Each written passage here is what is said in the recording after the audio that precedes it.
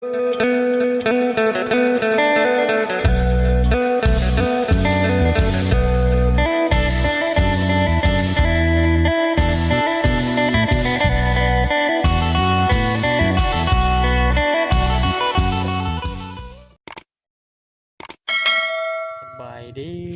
ยดีเลยสวัสดีเด้อFCกันเมื่อสู่คนปัวทางฝั่งลาวทางฝั่งไทยหรือทางประเทศยินดีต้อนรับเข้าสู่ช่องบาจะมั่มอีกแล้วมาแต่สั่งไม้ไผ่เนาะมื้ออื่นก็สิไปตัดพอจ่ายเงินเพิ่นเรียบร้อยเลยแวะมาหาแม่เฒ่าเบิ่งน้ำมันก่อนเรือหน่อยเรือลายสักหน่อย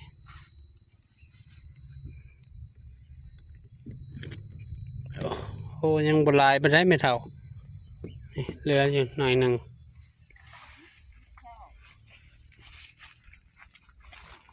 โอ้สบายดีน้องเอ็นนายิบทานขวดทานแล้วเหรอบอโดยยังบ่ทันแล้วมื้ออื่นต่อยิบทานข้าวยังหลายบ่ไม่เท่าเขากินนะยังเหลือเท่าไรหาข้าวใช้เบิ้ง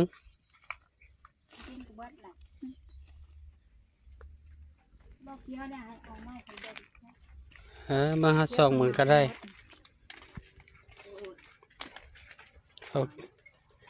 หนึ่งเข่าบ่บ่อนท้ามึงซื้อไม่เท่าสอบเขียวแนมเห็นน่ะเนาะเห็นแล้วเลยอยู่นั่นโล2 โลเนาะมืออื่นมาฮือกับเบิดนะมืออื่นก็จะว่าเบิดแหละเจ้าได้ยังกินแรง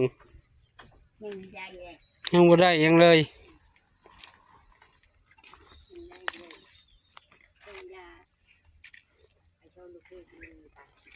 อ๋อ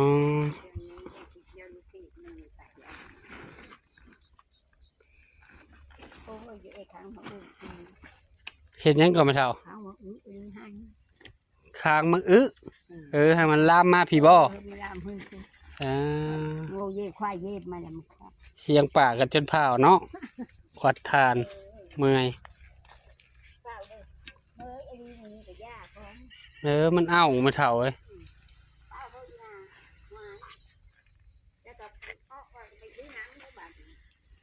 ไปชื่อน้ำ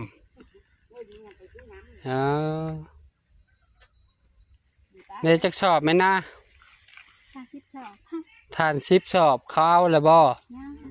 ยังบ่มีใครเอา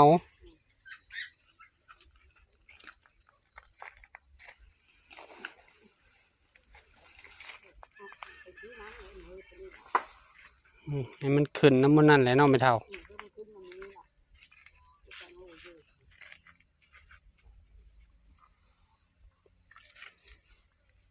เอากับมาแต่บ้านนั้นทำพระภาคเซโน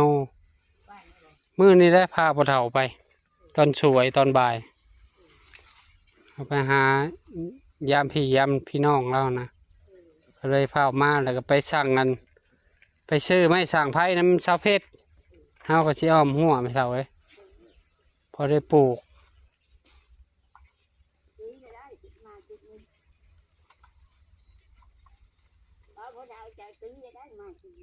ตุ้ยเลย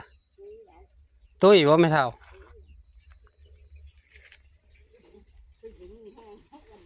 มีแห้งบำรุงเลย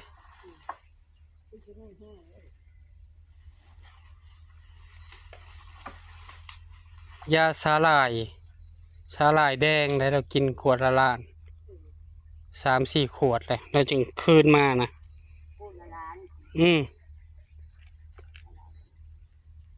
ผู้ใดถือและแข็งแห้งไม่เท่าเลยโอ้ยังขวดบ่เบิดเนาะยังเหลือหน่อยหนึ่งบ่ได้บ่หาสอบ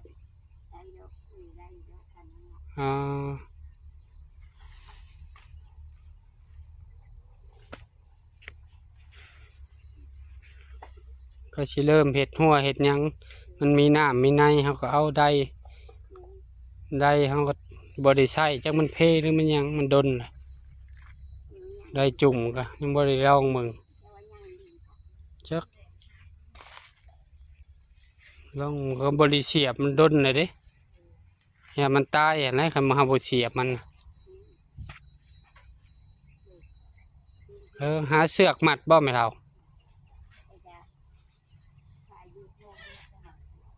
อืม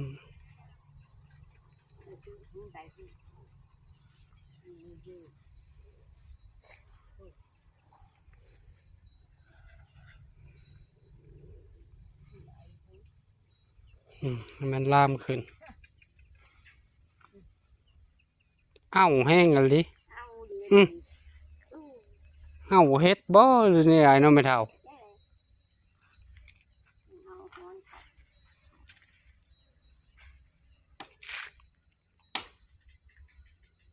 ตัดหนอกบ่อนนะคือบ่ปล่อยเลยปล่อยมันขึ้นเลย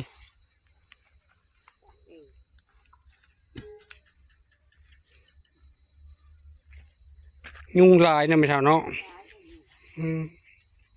ขนาดเขายืนอยู่ได้นี่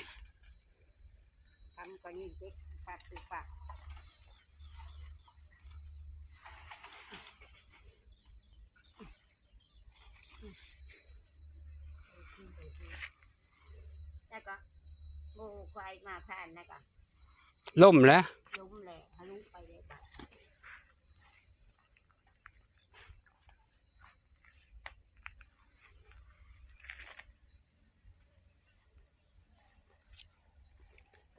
ขาดเลย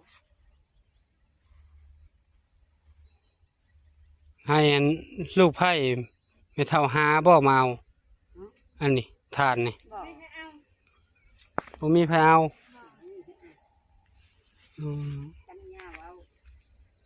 พัดลมก็บ่ได้เลยเนาะมันมากก็จะมองอยู่มันเดียวแต่เก่าจะมันมากเลยเราจ้องให้ได้เนื้อเดี๋ยวนี้บ่ค่อยเห็นมาบ่โอ้ผักขี้เหล็กก็งามได้ไม่เท่านี่พอได้ต้มก็พอได้อ้อมแล้วนี่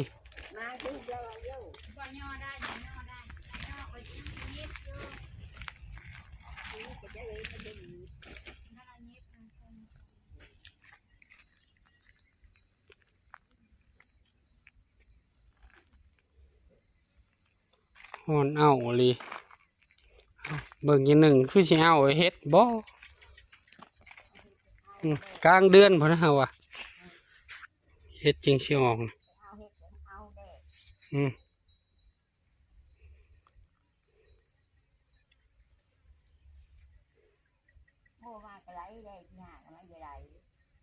ไล่เนี่ยงัวมา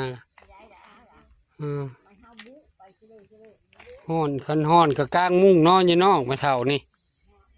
มันห้อนเน่าในคนโบตกนะ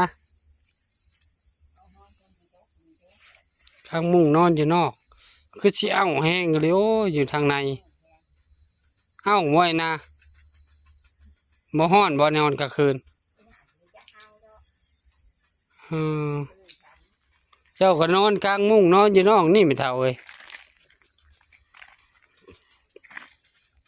เด็กๆเขาลูกมาจอบอยู่ดอกแทนจอบบังเงินไปเท่าคูณเด้ย่านโอ้ยย่านยังโอ้ยบ่ย่านนะเขาอยู่ในใกล้ๆนี่เขาก็ช่องมึงอยู่ทางในแหละปลอดภัยดีมันเท่าเอ้ยถ้ามันแอมละใครแน่นอนไปเท่าเนาะมันเชื่อไปเฮิร์นไหมไปมันนอนจะไหวจะเบื่อนะนอนใส่ผลอกพัดลมเนาะมันนี่ยิงโชว์มือเลยส่วนเมื่อเบิ่งโทรทัศน์ทานกันได้แล้วทานพอแล้วเนาะโชว์มือมันอันนั้นมันยิ่งดึกมันฮ้อนมันเอาอยู่อันนี้มีขายโลราคาน้ำค่าไพ่เสียจะไม่เท่า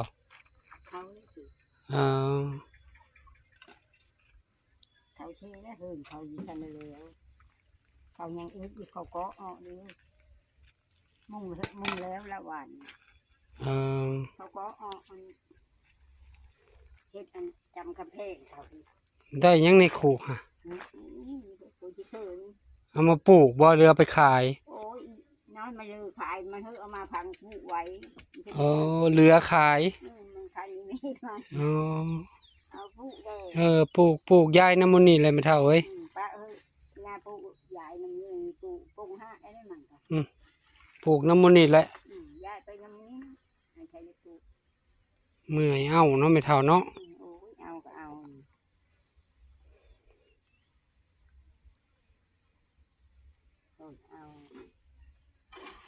โอ้ยมือกับมืออื่นพอละกว่า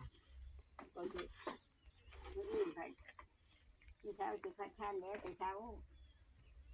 ช่วยๆแล้วก็เมื่อ ตอนแรกที่มึง เอ เหนื่อยมากแล้วหวานมาก ส่งกินน้ำเฮโลบอยเห็นหน้ากินแล้วบ่คนกินเด้อส่งกินมีเหือมีแห้งบริพันธ์ยังน้องไม่เท่ากับน้องใช่ไหม หมอยในบ้านคือจะมอ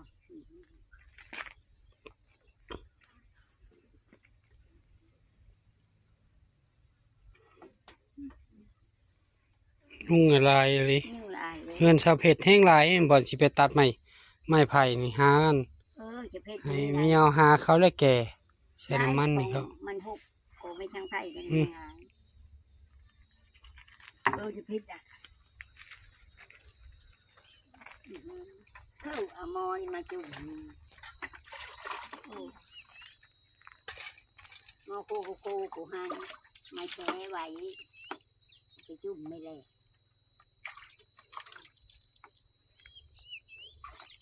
ฝนก็บ่ตกมามาเนี่ยพอได้น้ำเต็มถัง คงจะบอกโต๊ะมีทำกินอันนี้มาไว้เลย ฮะ มาไว้ บัด นู่นมันดันจุด เอาเป่งถิ่มบ่เป่งลิน มันก็เป็นที่นี่มาลักน้ำ มัดไว้ มัดนี่ไหม มัดไว้ก็บ่อยู่เด้อมือ ย่านั่นอยู่เหรอ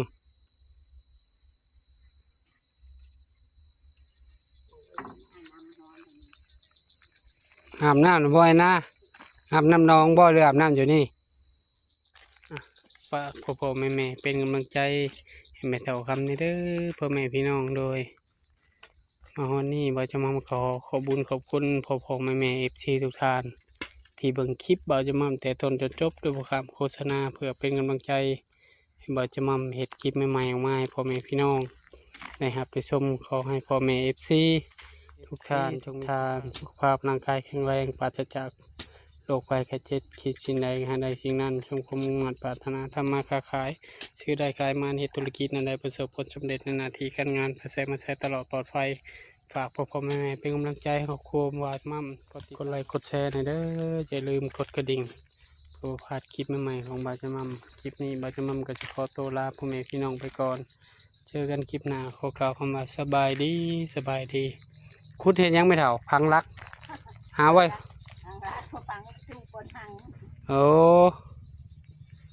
เห็ดบอลหนังมันห่ม